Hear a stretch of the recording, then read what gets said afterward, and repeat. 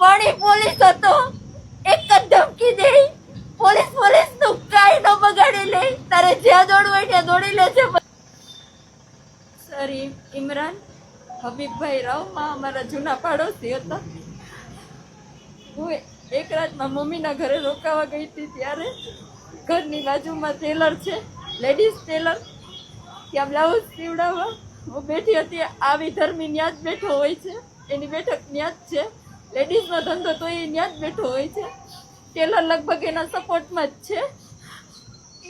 ત્યાંથી હું નીકળી એક રાત્રે, જે ઘટનાનો બનાવ બની તે રાત્રે મારા ઘરે કોઈ નહોતું, ત્યાં બેઠા હતા ત્યાં એણે જાણી લીધું વાતમાંથી. જૂના પાડોશી હતા એટલે એટલી વાતચીત તો આપણે થાય એમ. પછી તરત જ પાછળ આવીને મૂંગો દઈને, બધાયના બ્લોક સરખા જ છે એટલે રૂમ ખબર જ હોય ને ક્યાં છે ક્યાં શું છે, એટલે સીધો ત્યાં લઈ ગયો અને મારું પેલા તો ટોક કાઢી નાખ્યું. એટલે હું કાંઈ કરી ન શકું. મારા પપ્પા એક જ અને મારી ઢીંગલી ઘોડિયામાં સૂતી હતી. પછી મેં ટ્રાય કરી મને બચાવવાની. એનું ફાટેલું ટી શર્ટ મારી પાસે હતું, મેં રજૂ કરી દીધું. ત્યારે એ ટી શર્ટ કાઢીને એણે મને મૂંગો દીધો. પછી મારી સાથે ન કરવાના કામ કરી રહી રાતે. પછી એ જ હાલતમાં મારા ફોટા ને વિડીયો લેતો હતો.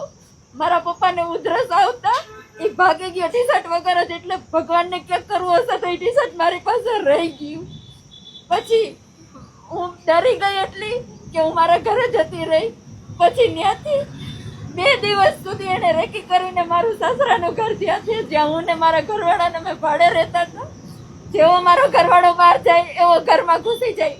મારી ઢીંગલીની સામે મારી સાથે ન કરવાના કામ કરે, વિડીયો બતાવીને તારા સાસરિયાને બતાડી દઈશ, વાયરલ કરી દઈશ, આમ કરી નાખીશ, એમ કરી નાખીશ. ડેરીએ મારા માણસો રહે છે, છરીએથી મારી નાખીશ.